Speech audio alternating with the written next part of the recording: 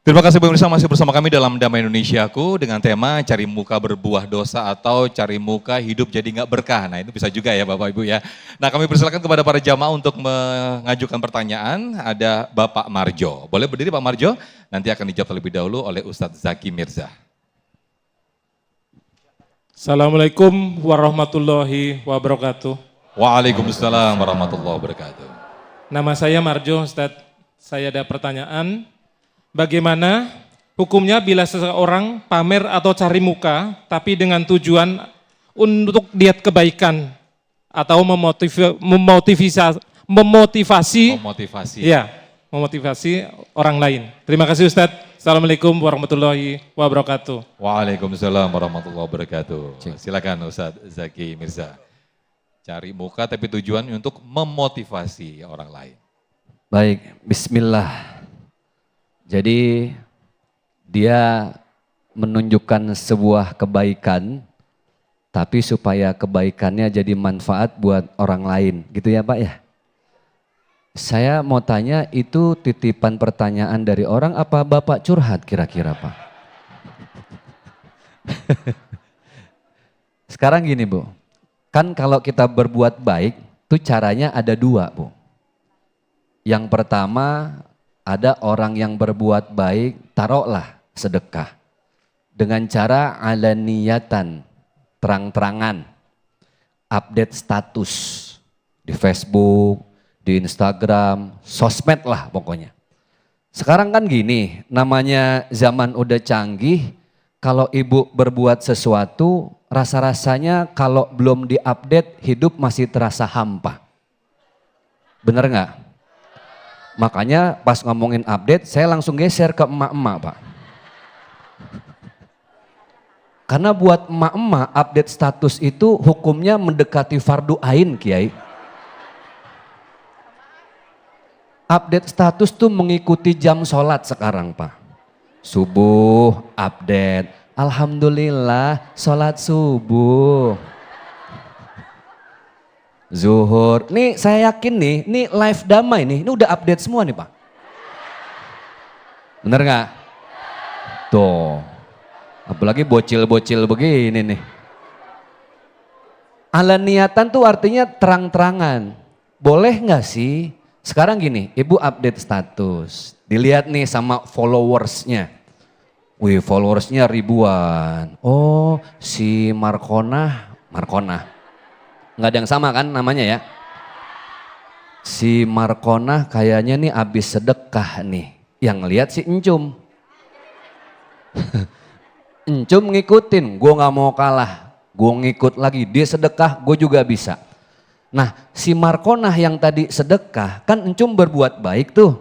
Encum kebagian pahala, Markona juga kebagian pahala. Itu namanya sedekah terang-terangan. Ada sedekah yang mekanismenya atau caranya sirron, diam-diam. Tangan kanan ngasih, tangan kiri kagak tahu. Diam-diam aja, nggak ada yang tahu. Ini beda antara diam-diam sama diam-diam tapi pengen orang tahu. Misal nih, ngasih karpet segulung ke masjid, pas lagi sholat Jumat nitip sama MC, nitip ya nama saya nggak perlu disebut. Tapi tulis aja yang rumahnya tembok kuning. Itu sama bahaya Bu ya. Ada yang diam-diam. Nah makanya kita mengenal balancing. Supaya imbang. Misal hari Jumat ibu berbagi nasi Jumat nih alias si Jum gitu Pak ya. Update status. Kira-kira bisa nggak kalau hari Sabtunya ibu imbangin dengan sedekah diem-diem aja. Yang tahu cuma ibu doang. Kenapa? Khawatir pas ibu update status hari Jumat itu ada niat nggak ikhlas. Ada niat pengen dilihat sama orang. Kan pasti ada, betul nggak Bu? Apalagi berbagi nasi Jumat tapi yang ditunjukin bukan nasi Jumatnya. Tapi cincinnya, alhamdulillah loh. Kan ada unsur sombong. Minimal kita yang masih jauh dari akhlak mulia ini, Sabtunya kita sedekah diem-diem aja dah. Datangin tetangga satu-satu, kalau kemarin update status, jadi update dah tuh Jadi update status sekarang nggak usah, cukup kita sama Allah yang tahu. Itu namanya kita lagi ngebenahin iman. Makanya zaman sekarang tuh yang paling nikmat ngobrolin zaman, ngebenahin iman. Zaman sekarang udah nggak bisa. Kayaknya ibu ngerasain nggak? Rasanya tuh kurang powerful gitu. Kalau sedekah orang nggak tahu, ngerasain nggak bu? Ngerasain nggak? Kayaknya kurang mantep ya kalau followers kita nggak tahu di updatean status WhatsApp kita kalau kita lagi berbuat baik. Itulah zaman sekarang, apa-apa harus update, apa-apa harus scroll. Hukumnya bagaimana Pak? Silahkan saja Bapak mau berbuat baik, mau diupdate, boleh. Berharap semoga itu jadi hikmah, jadi pelajaran buat orang lain semangat berbuat baik. Tapi tadi diimbangi dengan sedekah yang diam-diam. Mana tahu ada unsur yang tidak ikhlas, ada unsur sombong, bisa hilang. Dengan apa? Dengan sedekah secara sirran atau diam-diam. Mudah-mudahan bermanfaat. Amin ya rabbal alamin. Jadi harus ada balancing. Spuring juga nih Ustadz ya. Boleh, Spuring tinggal ke juga. bengkel aja Bang. Baik, berikutnya kami persilakan ada Ibu Tri Hastuti. Boleh berdiri Ibu Tri Hastuti, akan dijawab oleh Ustazah Nur Fadlina. Assalamualaikum warahmatullahi wabarakatuh. Nama saya Tri Hastuti. Saya ingin bertanya, kita tahu teman kita itu cari muka sama atasan kita. Mengakibatkan kita tuh jadi kan kesel, jadi resign kan, keluar dari kerjaan. Nah, bagaimana sikap kita agar kita tuh nggak sakit hati gitu? Amalan apa sih yang kita perlu lakuin juga gitu, jadi nggak sakit hati. Itu aja, sekian. Wassalamualaikum warahmatullahi wabarakatuh. Baik, Masya Allah. Itu kayaknya dari hati ya kayaknya ya Ibu ya. Relate sekali ini. Silakan Ustazah Lina untuk menjawabnya. Bismillahirrahmanirrahim. Nyontek Ustadz Zaki nih, jadi itu curhatan kira-kira ya Bu. Curhatan ya, jadi bagaimana kita menyikapi orang-orang yang bermuka dua itu supaya kita nggak sakit hati. Karena ternyata sikap bermuka dua dari teman rekan kerja tadi ya Bu, rekan kerja kita itu ternyata berefek, berimbas kepada kita. Bismillah. Jadi Ibu, yang pertama Rasulullah SAW juga sudah mencontohkan bagaimana ketika kita menghadapi orang-orang munafik. Jadi tadi sudah disampaikan, sudah kita bahas bersama, orang-orang yang dzul wajhain ini mudah sekali tergelincir menjadi orang-orang yang munafik. Orang-orang yang munafik ini bagaimana Rasulullah ketika menghadapinya? Pertama, dihadapi dengan sabar. Kedua, dihadapi dengan tenang dan tidak berubah. Jadi walaupun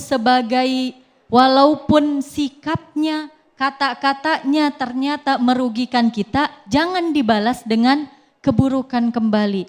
Rasulullah SAW mencontohkan ketika menghadapi Abdullah bin Ubay bin Salul. Rasulullah tetap bersikap baik. Bahkan menghimbau kepada sahabat-sahabat kala itu untuk tetap bergaul dengan baik, berinteraksi dengan baik dengan beliau. Pada akhirnya orang-orang yang berbuat makar, orang-orang yang bermuka dua di kantornya Bu, orang-orang yang bermuka manis, bermuka dua, cari muka di lingkungan kita, pasti cepat atau lambat pada waktunya Allah bukakan. Pada waktunya Allah akan tampakkan sehingga kita semua sadar bahwa itu adalah perbuatan dia. Jadi jangan ragu, terus ikhlas, terus tawakal sama Allah, serahkan kepada Allah bagaimana penilaian Allah yang terbaik Bu. Penilaian Allah yang paling utama. Inna akramakum indallahi atqakum. Jadi salah satu ciri-ciri orang yang bertakwa itu dalam Quran surah Ali Imran, kalau kita mau jadi orang yang bertakwa, yang mulia di sisi Allah, yang masuk syurga, itu adalah orang yang mudah memaafkan orang lain. Orang yang tidak mudah marah, orang yang berlapang dada terhadap kesalahan, orang yang berlapang dada terhadap perbuatan orang lain. Semoga Allah berikan kita kesabaran Bapak Ibu menghadapi siapapun di lingkungan kita yang berwajah manis, bermuka dua, dan semoga Allah jauhkan kita dari sikap demikian. Wallahu a'lam bishawab. Amin ya rabbal alamin. Terima kasih Ustaz Zalina atas jawabannya. Di segmen berikut kami masih persilakan untuk jamaah mengajukan pertanyaan, dan nanti kami juga akan bacakan pertanyaan yang sudah masuk lewat Instagram kami @damaiindonesiaku_tv1. Di segmen berikut tetaplah bersama kami dalam Damai Indonesiaku.